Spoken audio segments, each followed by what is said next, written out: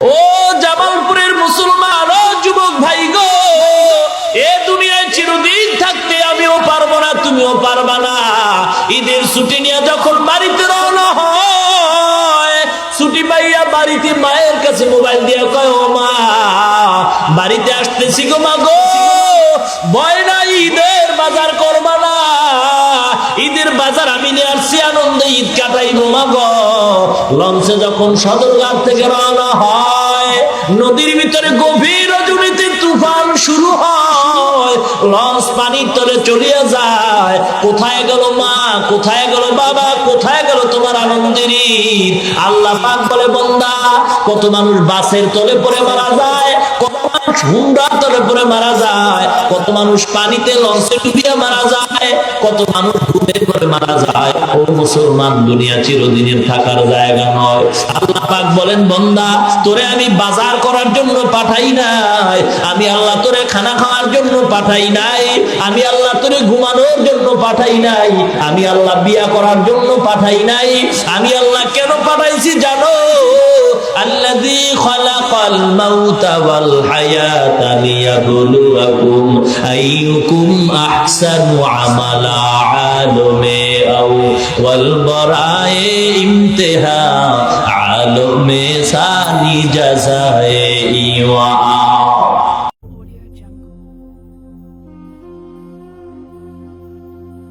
الحمد لله الذي جعل الشمس والقمر بحسبان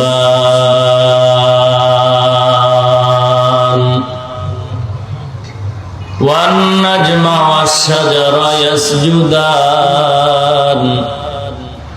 وفضل زمانا على زمان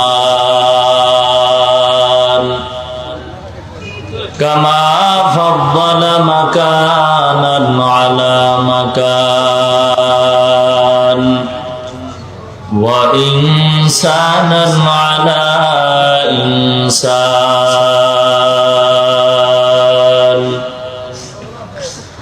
ونشهد أن لا إله إلا الله وحده لا شريك له، لا جد له ولا ند له ولا مثل له.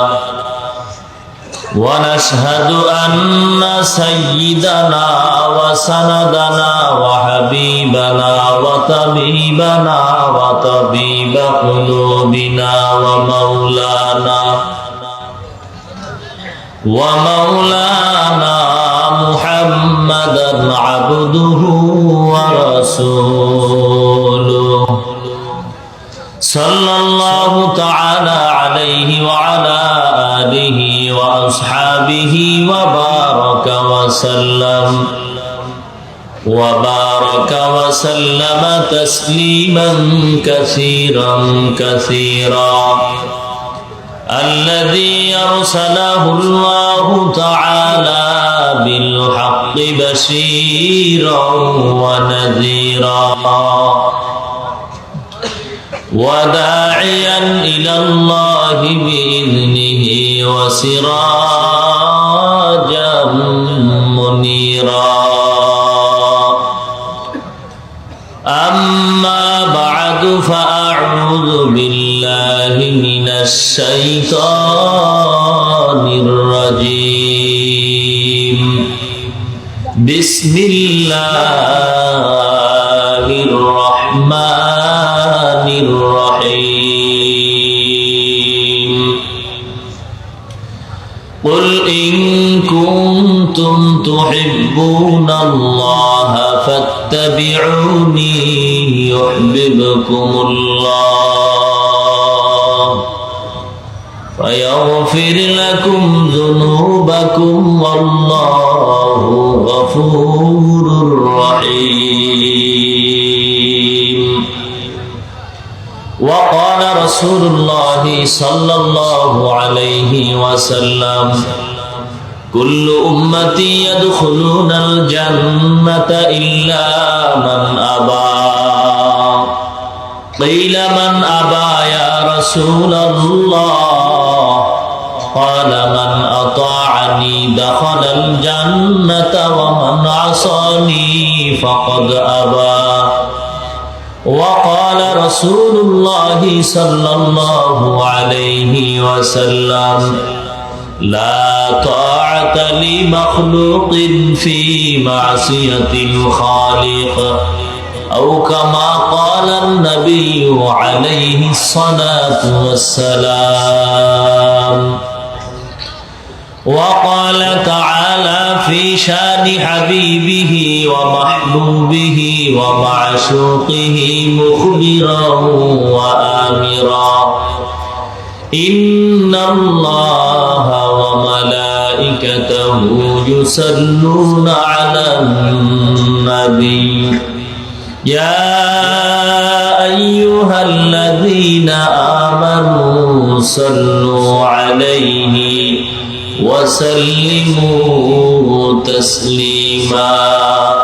اللهم صل على محمد وعلى آل محمد كما صليت على إبراهيم وعلى آل إبراهيم إنك حميد مجيد. পরের محبت اللهم بارك على محمد وعلى آل محمد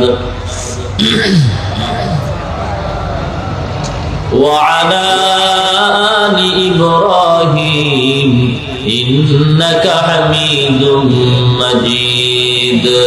توحيد की अमानत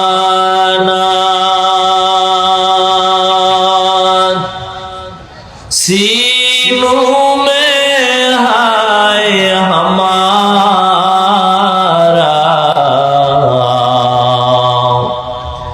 आसान ही मिटाना नामो निशा हमारा बलगल उला बिकमालिही कशफत दुजा बिजमालिही हसनत जमीअ खिसालिही सल्लु अलैहि मुहम्मद ने आकर कुफ्र को मिटाया कुफ्र को मिटा कर सदाकत बताया बलगल उला बिकमालिही कशफत दुजा बिजमालिही हसनत जमीअ खिसालिही सल्लु अलैहि ला इलाहा इल्लल्लाह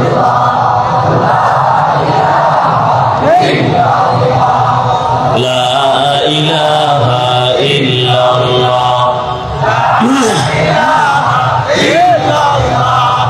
لا إله إلا الله محمد رسول الله ألا يا ساكن القصر المعلى ستدفن عن قريب في التراب له ملك ينادي كل يوم بدول الموت وبنول الخراب قليل عمرنا في دار دنيا ومرجعنا إلى بيت التراب لا إله إلا الله جر لا إله لا إله إلا الله لا إله إلا الله لا إله إلا الله لا إله إلا الله محمد رسول الله إن الله إن الله إن الله إن الله إن الله إن الله إن الله إن الله إن الله إن الله إلا الله إلا الله إلا الله إلا الله إلا الله إلا الله إلا الله إلا الله إلا الله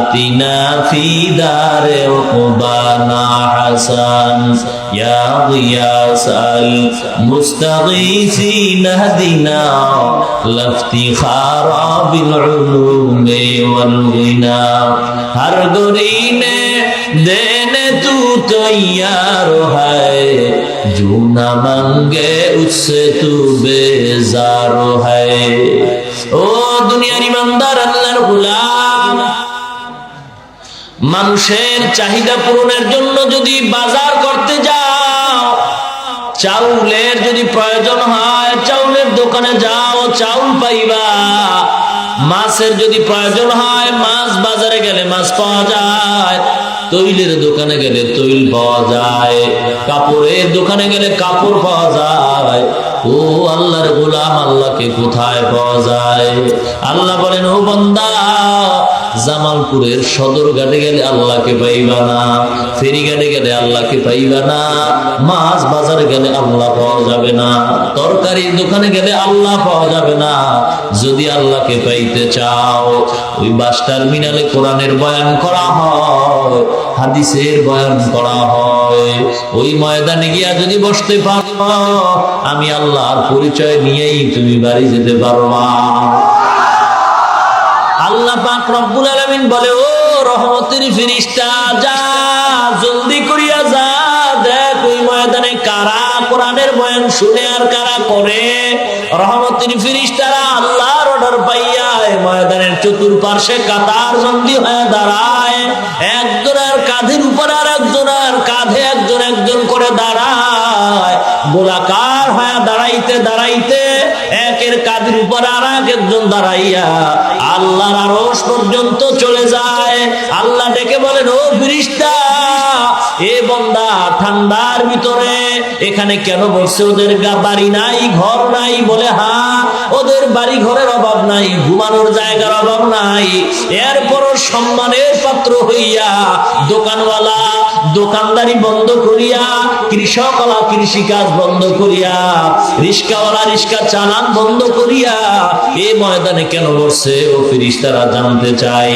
তোমরাই তো নিষেধ করছো মান বানাবার কোনো প্রয়োজন নাই ফেরেশতারা বলে আল্লাহ আমরা জানি বান্দারা তোমাকে পাওয়ার জন্য আসে জান্নাত চায় জাহান্নামের আগুন থেকে নাজাত চায় আল্লাহ বলেন ও ফেরেশতা ওরা আমি আল্লাহকে দেখছে নাকি না মাবুদ তোমার কোনোদিন দেখে নাই আমার বানানো জান্নাত দেখছে নাকি বলে না মাবুদ দেখে নাই আমার বানানো জাহান্নাম দেখছে নাকি বলে না দেখে নাই আল্লাহ বলেন ফেরেশতা তোমরা সাক্ষী থাকো যেই বান্দা আরামের ঘুম হারাম করিয়া দুনিয়ার দোকানদারি বন্ধ করিয়া কোরআনের মহব্বতে পড়িয়া আমি আল্লাহকে না দেখিয়া জান্নাত জাহান্নাম না দেখিয়া পরকালের মুক্তির আশায় যারা ময়দানে বসলো সুসংবাদ শোনায়া দাও আমি আল্লাহ ওদের সকলের গুনাহগুলি মাফ করে দিলাম আল্লামা ইমাম কুরতুবী রাহমাতুল্লাহি আলাইহি বলেন বান্দার গুনাহ মাফ হয় বলতে সগীরা গুনাহ মাফ হয় কিন্তু বান্দা তো সগীরা গুনাহ করে না মিনিটে মিনিটে সেকেন্ডে সেকেন্ডে আমরা কবিরা গুনাহ করি মিথ্যা কথা বলা কবিরা গুনাহ একটা কবিরা গুনার কমপক্ষে শাস্তি হলো ৭০০০ বছর জাহান্নাম ও এলাকার মুসলমান আল্লাহর কোরআন যদি মিথ্যা না হয় সত্য হয় পয়গম্বরের বাণী যদি সত্য হয় এই কথাটাও সত্য একটা কবিরা গুনার জন্য কমপক্ষে জাহান্নামে ৭০০০ বছর জ্বলতে হবে মিথ্যা কথা বলা কবিরা গুনাহ যার সঙ্গে দেখা দেওয়া জায়েজ নাই ইচ্ছা করে দেখা দিলে কবিরা গুনাহ হয় দাড়ি কামানো কবিরা গুনাহ সুদ খাওয়া কবিরা গুনাহ গান শোনা কবিরা গুনাহ এক একটা গুনার জন্য কমপক্ষে ৭০০০ বছর জাহান্নাম আল্লাহর ওলি বলেন এই দুনিয়ার ইমানদার মানুষের সগীরা গুনাহগুলি মাফ হয়ে গেল কবিরা গুনাহ তো মাফ হয় নাই কবিরা গুনাহ তওবা ছাড়া মাফ হবে না ও বান্দা এই ময়দানে বসার পর আখিরি মোনাজাত পর্যন্ত থাইকা তওবা করে যখন চোখের পানি ছেড়ে আল্লাহর দরবারে ক্ষমা চাইবা আল্লাহর এক নাম রহমান আর এক নাম রহিম আল্লাহ বলে বান্দা রে আমি আল্লাহ যত বড় আমি আল্লাহর আযাব ও গজব তত বড় আমি আল্লাহ যত বড় আমি আল্লাহর দয়া তত বড় গো ও বান্দা আমি আল্লাহকে কেউ নরম করতে পারবি না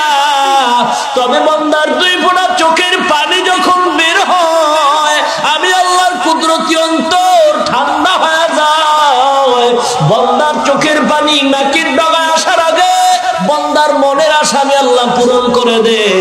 ও বক্তা, গুনাহ কাবিরার জন্য যদি তওবা করো, সন্তান হাজার অন্যায় করে যদি মা বাবার কাছে ক্ষমা চায়, মা বাবা তারে ক্ষমা না করে পারে না। আল্লাহ বলেন এই মা বাবার চেয়ে কোটি কোটি কোটি গুণে মায়া আমি আল্লাহর বেশি। বান্দা যখন চোখের পানি ছাড়িয়া গুনার কথা স্মরণ করে আমি আল্লাহর দরবারে তওবা করবি, আমি আল্লাহ তোর কবিরা গুনাহগুলো মাফ করিয়া আমি আল্লাহ তোর নামটা জান্নাতি মেহমানদের খাতায় লেখাইয়া আমি আল্লাহ তোরে জান্নাতের মেহমান বানায় বাড়ি ফিরায় দিব। আল্লাহ আল্লাহ क्या मुबारक नाम है, अल्लाह अल्लाह आशिकू का काम है, अल्लाह अल्लाह इचे शीरी निस्तो नाम शीरे साकार निपुनद जानम तमाम, अल्लाह अल्लाह तू मेरा सत्तार है, अल्लाह अल्लाह तू मेरा गफ्फार है। ও দুনিয়ার ইমানদার আল্লাহর গোলাম, এই মজলিসটার এত দাম, বসলেই গুনাহ মাফ। দুনিয়ার আর এমন কোন মজলিস আছে যেখানে বসলে গুনাহ মাফ হবে?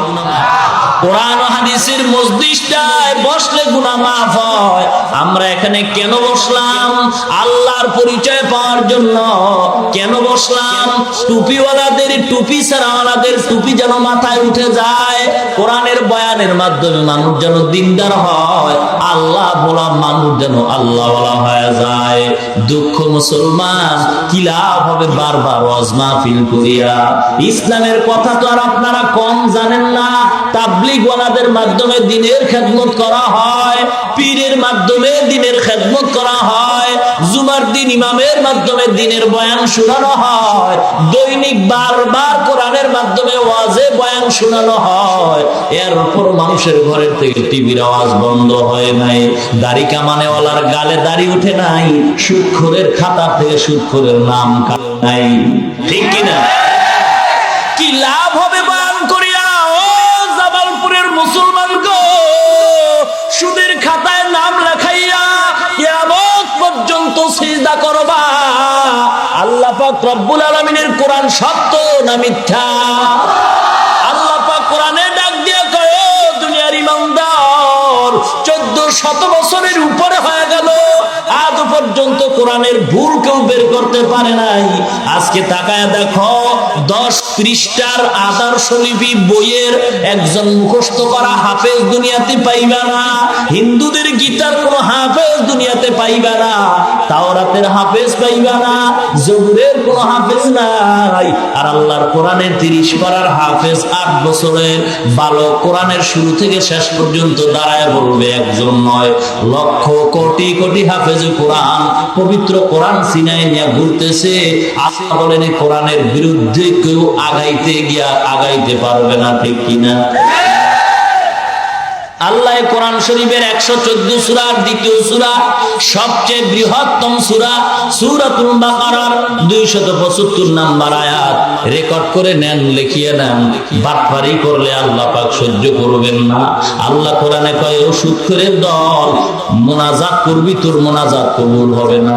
এ সুদখোরের দল, সুদ খাইয়া কোরআন পড়বি, সব হবে না। সুদ খাইয়া যাকাত দিবি, তোর যাকাত কবুল হবে না। সুদ খাইয়া যত ইবাদত করবি, তোর ইবাদত কবুল হবে না। তওবা না কইরা যদি মরিয়া যাও, আমি আল্লাহ ঘোষণা দিলাম তোর জন্য চিরস্থায়ী জাহান্নাম। কয়দিন? কয় বছর? এবার টুপিওয়ালারে গাইলে কোনো লাভ আছে? আমি আইসি কাল থাকবো না, ঠিক না? কোরআন তো সত্য। মুসা আলাইহিস সালামের একজন ভক্ত, মুসা আলাইহিস সালামকে আল্লাহ কোন কিতাব দিছিলেন? তাওরাত। কিতাবটা উল্টায় দেখে আমগো নবী হইল মুসা, কিন্তু তাওরাতের ভিতরে মোহাম্মদ মোহাম্মদ নাম কেন? এ বেচারা কলম নিয়ে এগুলি কাটতেছে। ইতিহাস আপনারা জানেন, পরিণাম ফল তার গুই সাপ হয়ে গেছে। কি হয়ে গেছে? হুজুরকে বিরোধিতা করে লাভ নাই। ওই বাটফারের মতো কলম কিনা 5 টাকা দিয়া কোরআন শরীফের 275 নাম্বার আয়াত সূরাতুল বাকারার খুইলা এরপরে বাংলায় তাফসীর পাওয়া যায়। বলবেন আল্লাহ তুমি নি আমাকে গাইলেইছো, সুদ খাইলে নাকি জান্নাত পাবো না? এই আয়াত আমি মানতে পারলাম না, কাইটে দিয়ে গেল। সাহস থাকলে ওখানে যান, হুজুরকে গাইলে লাভ আছে? সাহস থাকলে সেখানে যান, তুই বুঝা যাইবে বাপের বেটা, ঠিক কিনা? টুপিওয়ালাকে গালি দিয়ে লাভ নাই, কারণ এই গালি টুপিওয়ালারা বহুবার শুনেছে। সমস্ত নবীরা পর্যন্ত ইসলামের কথা বন্ধ করে নাই, আঘাতের পরে আঘাত আসছে। সবচেয়ে বেশি কষ্ট করেছেন পয়গম্বর আমাদের নবী, এত কষ্ট করলেন, এরপরও কালেমার দাওয়াত কি বন্ধ করছেন? জোরে বলেন। 40 বছর পর্যন্ত আল্লাহর নবীকে কেউ গালি দেয় না, আল্লাহ আমিন বলে বড় সম্মান করে উপাধি দেয়। আবু জাহাল নবীর ভক্ত, উতবা নবীর ভক্ত, সাইবা নবীর ভক্ত, আবুল আহাব নবীর ভক্ত। এর মতো আমানতদার সন্তান জগতে নাই। সবচেয়ে সত্যবাদী সন্তান আব্দুল্লাহ ছেলে মুহাম্মদ। 40 বছর পর্যন্ত আল্লাহর নবী কালেমার কথা বলেন নাই, নামাজের কথা বলেন নাই, পর্দার কথা বলেন নাই, হালাল হারামের কথা বলেন নাই। আল্লাহর নবী হেরা পর্বতে আল্লাহর সাথে কথা বলতেন, নিজের ব্যক্তি জীবনকে পরিশুদ্ধ করেছেন 40 বছর লাগাইয়া।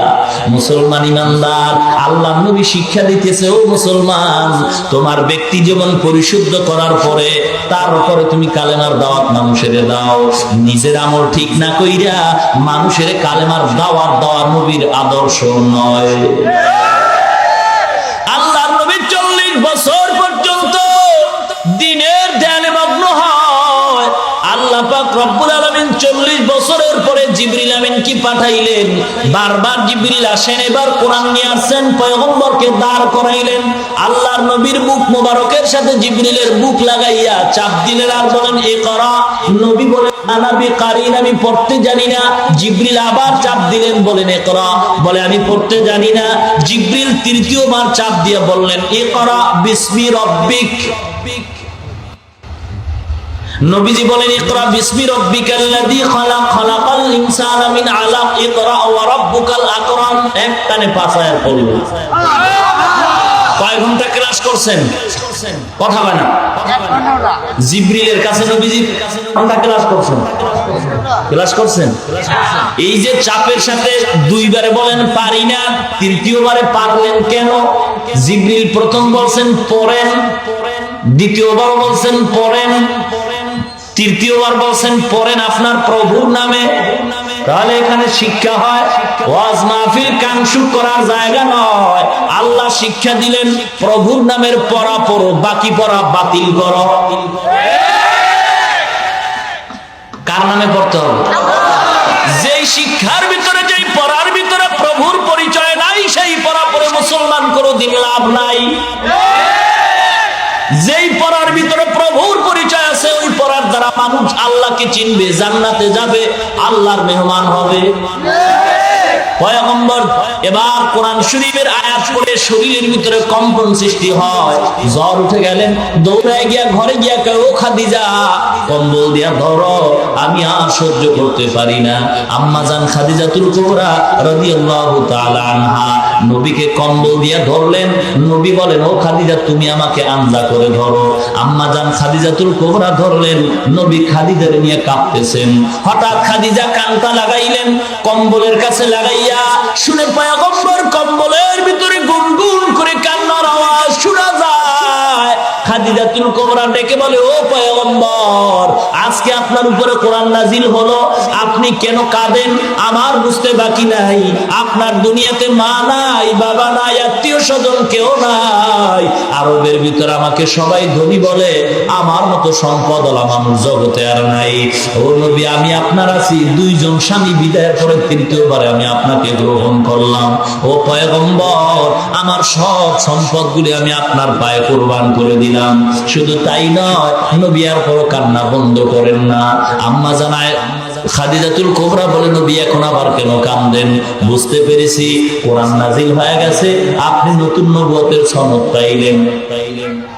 নবুয়তের সনদ পাইয়া আপনার বিবিকে যদি আপনি মুসলমান না বানাইতে পারেন, আপনার মনে দুঃখ। নবী আপনার কোনো ভয় নাই, আমি খাদিজাই আপনার হাতে সর্বপ্রথম মুসলমান হয়ে গেলাম।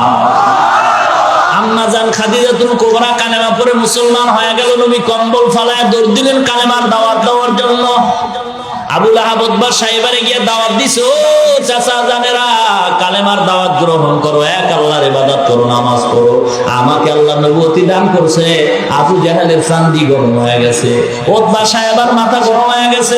এতদিন ভাতিজারে বড় ভালো মনে করতাম, এতদিন মসজিদের ইমামরে বড় ভালো জানতাম, এতদিন অমুক বক্তারে বড় ভালো জানতাম, এখন দেখি ইমাম সাহেব আবার মিছিল মিটিং এ যায়। এতদিন বড় বক্তারে ভালো জানতাম, এখন দেখি রাজনীতির কথা কয়। এই বক্তারে তো আর ভালো লাগে না। মুহাম্মদের আলামিন বলে কত সম্মান করতাম, এখন দেখি আমগো বাপ দাদার ধর্মের বিরুদ্ধে কথা কয়, এখন আর মুহাম্মদের ভালো লাগে না। আল্লাহর নবী তার চাচা জানের ডাইকা এক পাহাড়ের পাদদেশে গিয়া বলে, ও চাচারা, আমি যে সত্যবাদী আপনারা স্বীকার করেন? বলে হ্যাঁ। বলে আমি যে কোনো একটা কথা বলবো আপনারা বিশ্বাস করবেন কিনা? অবশ্যই করো। কেন করবেন? বলে তোমার শরীর জীবনের ভিতরে একটা মিথ্যার স্পট নাই। ও চাচা, আমি যদি বলি এই পাহাড়ের ওই পাশে শত্রু দল আছে, ওখানে গেলে আপনাদের মেরে ফেলবে, বিশ্বাস করবেন? অবশ্যই করো। আল্লাহর নবী ডাক দিয়া কয়, ও চাচা, মরতে হবে। মরণের পরে দুনিয়ার থেকে যদি গুনাহগার হয়ে মরিয়া যান, আল্লাহর ইবাদত না করেন, পরকাল জীবনে কবর হাসরে আযাব হবে, শাস্তি ভোগ করতে হবে। আবু লাহাবের মেজাজটা গরম হয়ে গেছে, ডাক দিয়া কয়, তাব্বান লাকা ইয়া মুহাম্মদ আলী হাযা জামাতানা। মুহাম্মদ, তুই ধ্বংস হয়ে যা, এজন্যই কি আমাদের ডাকছ? আল্লাহ পাক রব্বুল আলামিন বলেন, তাব্বাত ইয়াদা আবি লাহাবিন ওয়া তাব। আল্লাহ কয়, আবু লাহাব বলল, তুই মুহাম্মদ ধ্বংস হ, আমি আবু লাহাবের ধ্বংস করে দিলাম, ধ্বংস করে দিলাম। ও মুসলমান ইমানদার, আল্লাহর নবীর কথাগুলি এখন আর ভালো লাগে না। ও ইমানদারেরা, আবু জাহেলের মেজাজ গরম হয়ে গেছে, বাপ দাদায় যা করছে এগুলি বাদ দেওয়া যায় না। বাপ দাদা যা করছে এগুলি বাদ দেওয়া যাবে না। এই কথা কি মুসলমানের না আবু জাহেলের? ও মুসলমান ইমানদার, বর্তমান সমাজের একদম মুসলমানেরা কয় বাপ দাদায় যা করছে তা ফিরানো যাবে না, বাদ দেওয়া যাবে না। বুঝতে হবে আবু জাহেলের সাথে স্বপ্নের সাথে তার যোগাযোগ হয়। আল্লাহর নবী কালেমার দাওয়াত বন্ধ করেন নাই। ও মুসলমান, ইসলামের উপর আঘাত আসবে, পয়গম্বর আঘাতকে ভয় পান নাই। নবীজি মসজিদের কোনায় তাসবিহ নিয়ে যদি দোয়া করতেন, আল্লাহ দেশের ভিতরে কালেমার পতাকা উড়ায়া দাও, আল্লাহর নবীর দোয়া কবুল হয়ে যাইতো। দরকার ছিল না উহুদের ময়দানে দাঁত ভাঙার, দরকার ছিল না তায়েফের ময়দানে রক্ত ঝরাবার। আল্লাহর নবী আঘাত সহ্য করিয়া এত কষ্ট করেছেন। আবু জাহেল দেখলো মুহাম্মদের তো ফিরানো যায় না, তাড়াতাড়ি একটা গোল টেবিলে বৈঠক দান কর, বৈঠকের অনুষ্ঠান কর। দারুন নদওয়া, মক্কার প্রাণ কেন্দ্র দারুন নদওয়া পরামর্শ কেন্দ্রে বসলো, গোল টেবিলে বৈঠক করা হয়। আলোচ্য বিষয় হলো মুহাম্মদের কিভাবে দুনিয়া থেকে বিদায় করা যায়। পরামর্শ হয়ে গেল মুহাম্মদের প্রাথমিক অবস্থায় 4টা জিনিসের স্বার্থের সুবাস দেওয়া হবে। এই স্বার্থগুলি যদি গ্রহণ করে তাহলে মুহাম্মদের আমরা ছাড় দিব, না হয় বিকল্প ব্যবস্থা করব। কে যাইব? উতবা সাহেব তোমরা দুইজনে যাও, আব্দুল্লাহর কোলার গিয়ে বলো তারা কালেমার দাওয়াত দিবে, কোনো সমস্যা নাই। গিয়া ডাক দিয়া কয়, ও আব্দুল্লাহর সন্তান মুহাম্মদ, কালেমার দাওয়াত দাও, বাধা নাই। খেয়াল করেন, কালেমার দাওয়াত দাও, বাধা নাই। নামাজের বয়ান করো, বাধা নাই। তবে আমাদের বিরুদ্ধে কিছু বলবা না। ও মসজিদের ইমাম, বেতন লাগলে বাড়ায় দিব, তবে তুমি নামাজ পড়াও, সূরা লম্বা লও, মজার বয়ান করো, আমাদের দলের বিরুদ্ধে কিছু বলবা না, আমাদের পীরের বিরুদ্ধে কিছু বলবা না। বেতন বেশি চাইলে দিব। ও আব্দুল্লাহর সন্তান মুহাম্মদ, কালেমার কথা বলো, বাধা নাই। ইসলামের দাওয়াত দাও, বাধা নাই। তবে আমাদের কৃতকর্মের বিরুদ্ধে কিছু বলবা না। এর বিনিময়ে যদি তুমি বাদশাহী চাও, আরবের বাদশাহী দিব। সুন্দরী নারী চাও, গাড়ি চাও, সব দেওয়া হবে। জিজ্ঞাসা করি মুসলমান, আল্লাহর নবী ওদের এই স্বার্থ গ্রহণ করছিলেন কিনা? করেন নাই? ভালো করে জানেন, নবীর জ্ঞান কম, ঠিক না? কম, ঠিক না? সারা পৃথিবীর নবীদের, ওলিদের, পীর মুর্শিদের জ্ঞান, জ্ঞানী গুণীর জ্ঞান যদি এক পালায় দেওয়া হয়, আখিরি জামানার পয়গম্বরের জ্ঞানের সমান হবে না। নবী কি বুঝেন নাই? ক্ষমতায় যাইয়া লই ইসলামটা কায়েম করে নাও। নবী বুঝেন নাই? নবীর জ্ঞান কম ছিল? নবী এদিক তো বুঝে বলতেছেন শুধু এতটুকু না, গভীর ভাবে নবী চিন্তা করেছে ওদের সাথে যদি তালে তাল মিলাইয়া ক্ষমতায় যায়, এখন যতটুকু স্বাধীনভাবে কোরআনের কথা বলি, ওদের সাথে তাল মিলাইয়া যদি ক্ষমতায় যায় তখন এতটুকু পারবো না। ও মুসলমান ইমানদার, ইসলামকে ঠিক রাইখা ইসলামের পতাকা উড়াইতে হবে। ইসলামকে বিসর্জন দিয়া কালেমার পতাকা উড্ডীন করা যাবে না। মুসলমান ইমানদার, বেপরদায় গিয়া কোনোদিন ইসলাম কায়েম হবে না। ও মুসলমান, আল্লাহ পাক রব্বুল আলামিন বলে, ও বান্দা, ইসলামের দাওয়াত পয়গম্বর দিয়েছেন, হাজার হাজার আঘাত সহ্য করেছেন, তারপর কালেমার দাওয়াত বন্ধ করেন নাই, ঠিক কিনা? মুসলমান ইমানদারেরা, আজকের সারা বিশ্বের মুসলমান এক অশান্তির বেড়া জালে আবদ্ধ, ঠিক কিনা? ঠিক কিনা? তো রাখো কেন? একটাই কারণ, দুই কারণ না, এক কারণ। ভালো করে মনে রাখবেন, সারা পৃথিবীর মুসলমান অশান্তির বেড়া জালে আবদ্ধ একটাই মাত্র কারণ। সে কারণ কি? প্রতিহিংসা। মুসলমান মুসলমানের দুশমন। মুসলমান কার দুশমন? দুশমন। আর এই দুশমনি বাড়লো কেন? তারও একটা কারণ, ধর্মীয় শিক্ষার অভাব। কোন শিক্ষার অভাব? ধর্মীয় শিক্ষার অভাব। ধর্মীয় শিক্ষা নাই, যতটুকু তাও বন্ধ করার প্রচেষ্টা চলছে। বাংলাদেশ, শুধু বাংলাদেশ নয়, সারা পৃথিবীর প্রত্যেকটা প্রদেশ, প্রত্যেকটা দেশ একটা পদ্ধতিতে, একটা নীতিমালার উপরে চলে, একটা গঠনতন্ত্রের উপরে চলে। বাংলাদেশ একটা গঠনতন্ত্রের উপরে চলে, নীতিমালার উপরে চলে, সেটা হলো গণতান্ত্রিক পদ্ধতি। গণতান্ত্রিক পদ্ধতি মানি লক্ষ লক্ষ মা আর বোনদের ইজ্জত আর রক্তের বন্যায় বাংলার জমিন লাল হয়ে গেল, যার বিনিময় পেলাম আমরা বাংলাদেশ, স্বাধীন বাংলাদেশ। তবে স্বাধীনতার সুফল আজও পাওয়া যায় নাই। লক্ষ যুবকের রক্তে মাটি লাল হয়ে গেল, মায়ের ইজ্জতকে হরণ করা হলো, হাজার হাজার বোন দুনিয়ার জমিনের সাথে মিশে গেল শুধু বাংলাদেশ স্বাধীন করার জন্য। আজ এই স্বাধীন দেশের গণতান্ত্রিক পদ্ধতির মূলনীতি হলো তিনটা: by the people, of the people, for the people. সব ক্ষমতার উৎস জনগণ, যা কিছু হয় জনগণের কারণে। ভাইরা আমার, কথা বুঝার চেষ্টা করেন। বাংলাদেশ সংবিধানে একটা ধারা আছে। কি ধারা? ধর্মীয় স্বাধীনতা। এটা সংবিধানের আইন, ভালো করে খেয়াল করবেন।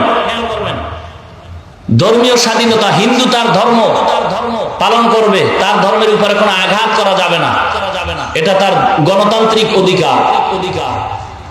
সংবিধানের কথা বলতেছে। বৌদ্ধ তার ধর্ম পালন করবে, সেখানে আঘাত করা যাবে না, এটা তার গণতান্ত্রিক অধিকার। বাংলাদেশ সংবিধানের আইন অনুযায়ী বৌদ্ধ তার ধর্ম পালন করবে, এটা তার গণতান্ত্রিক অধিকার। সংবিধানের আইন অনুযায়ী গণতান্ত্রিক পদ্ধতির বলে বৌদ্ধ তার ধর্ম পালন করবে, যার কারণে প্রশাসন সহযোগিতা। হিন্দু তার ধর্ম পালন করে, গণতান্ত্রিক অধিকার বলে সংবিধানের আইন অনুযায়ী, সে কারণেই প্রশাসন তাদের সহযোগিতা করে। মুসলমান ইমানদার তার ধর্মীয় স্বাধীনতা নিয়ে ধর্ম পালন করবে, সেখানে প্রশাসনের সহযোগিতা থাকবে না কেন? এটাই তো গণতান্ত্রিক পদ্ধতির অধিকার নয়, খর্ব করা হয়ে গেছে। হিন্দু তার ধর্ম পালন করবে, গণতান্ত্রিক পদ্ধতির অধিকারে প্রশাসন সহযোগিতা করবে, মুসলমানেরও করবো না? কি বলেন? ধর্মীয় স্বাধীনতা বাংলাদেশ সংবিধানে দিছে, ইসলামও দিয়েছে। হিন্দু ধর্ম তার পালন করে, বাধা নাই। লা ইকরাহা ফিদ্দীন, ধর্ম নিয়ে কোনো জবরদস্তি করা যাবে না।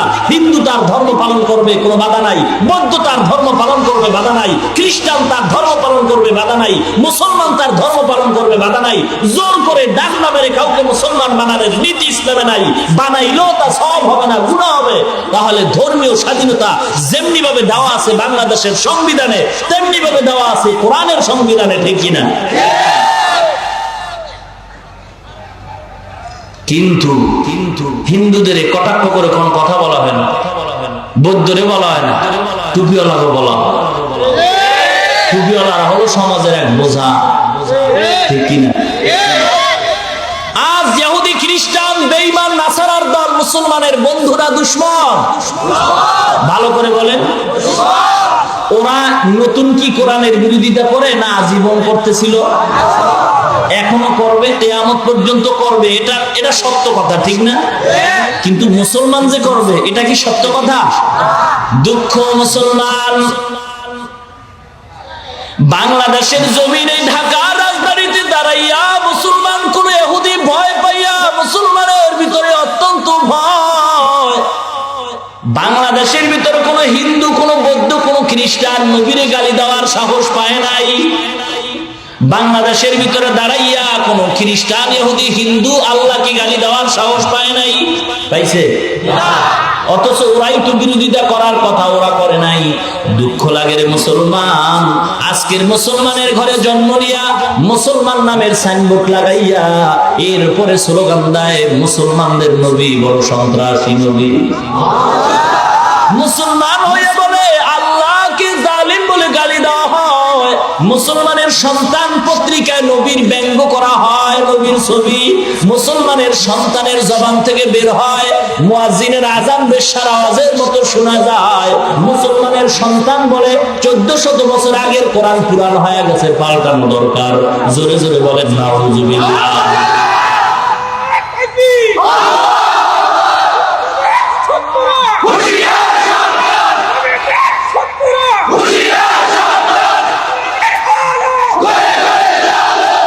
तकबीर में कलमा में नमाजू में अज़ा में, तकबीर में कलमा में नमाजू में अज़ा में, हाय नाम इलाही से मिला नाम मोहम्मद, हाय नाम इलाही से मिला नाम मोहम्मद।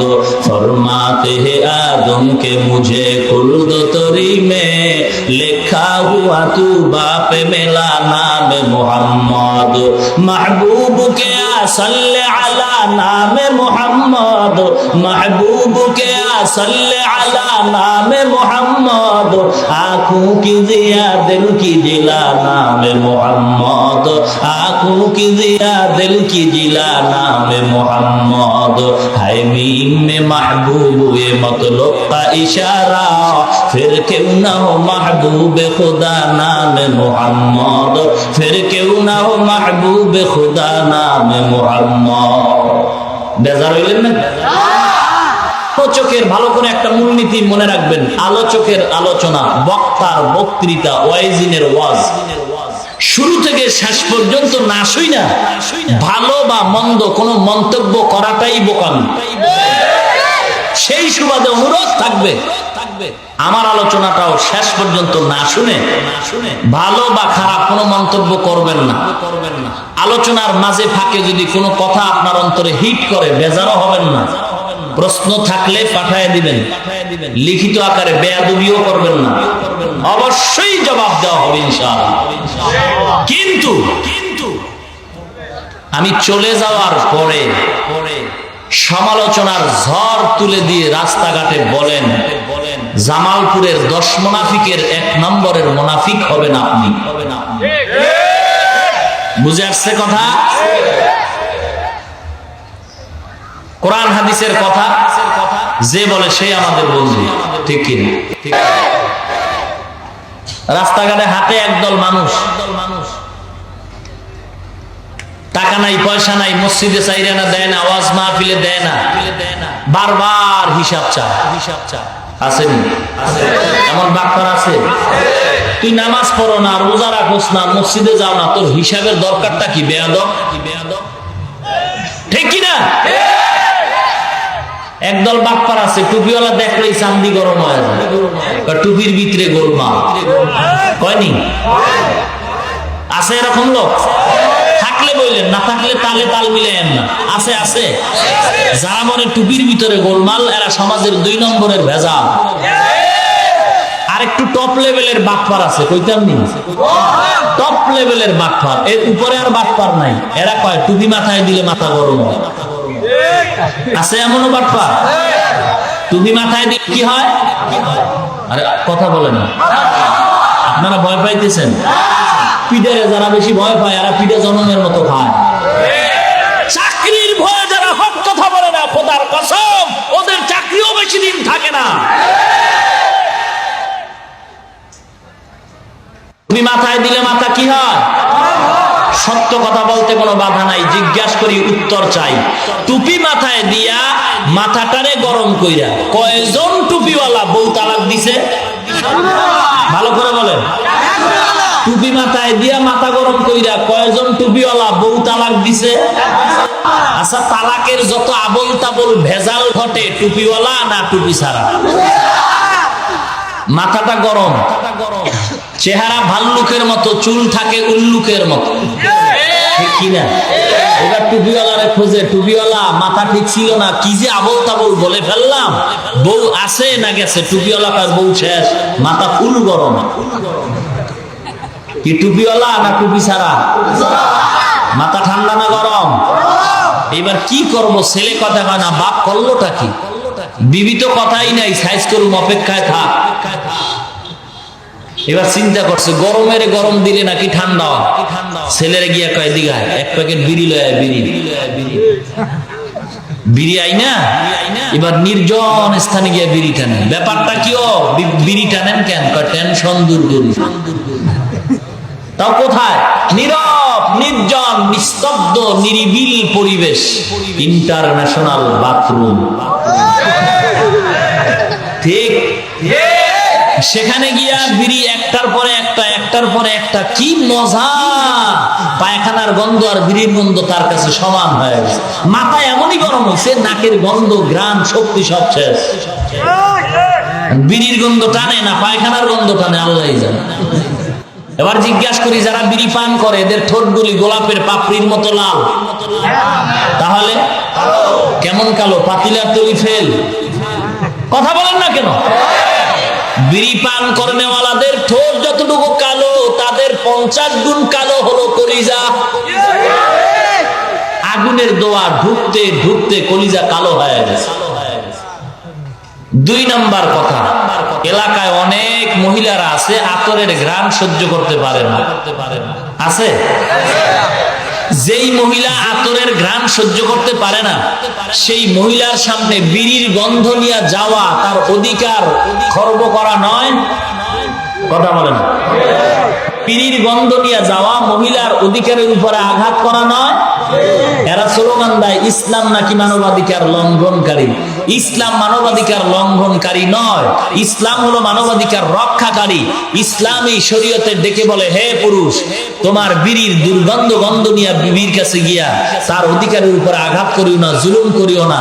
যারা করে তারাই মূলত মানবাধিকার লঙ্ঘনকারী। মোল্লারা কিছু বোঝে না? মোল্লারা কিছু বোঝে না? কি বুঝে? দাড়ি কামালেওয়ালা, বেপরদাওয়ালা, সুদখোর, ঘুষখোরের জ্ঞানের পরিধি যেখানে শেষ, ওখান থেকে টুপিওয়ালার জ্ঞান শুরু হয়।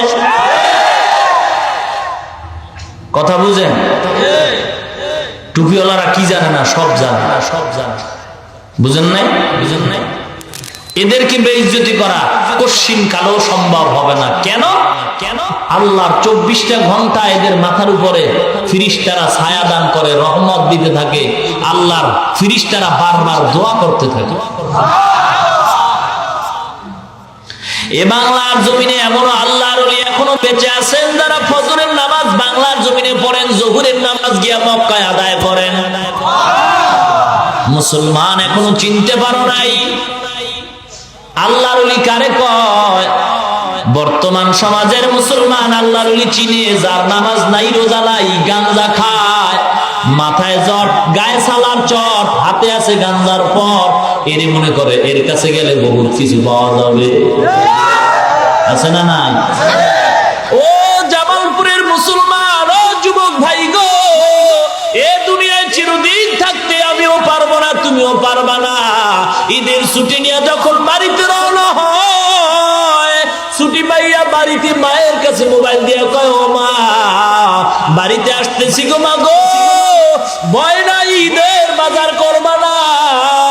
ঈদের বাজার আমি নিয়ে আসছি, আনন্দে ঈদ কাটাইবো মা গো। লঞ্চে যখন সদরঘাট থেকে রওনা হয়, নদীর ভিতরে গভীর রজনীতে তুফান শুরু হয়, লঞ্চ পানির তলে চলিয়া যায়। কোথায় গেল মা, কোথায় গেল বাবা, কোথায় গেল তোমার আনন্দের ঈদ?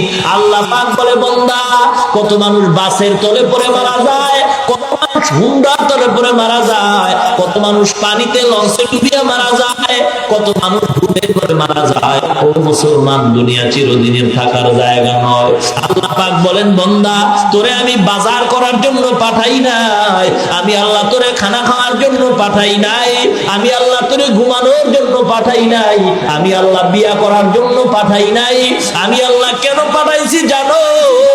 আল্লাযী খালাকাল মাউতা ওয়াল হায়াতা লিয়াবলুয়াকুম আইয়ুকুম আহসানু আমালা, আলমে আও ওয়াল বরায়ে ইমতিহা, আলমে সানি জাযায়ে ইওয়া।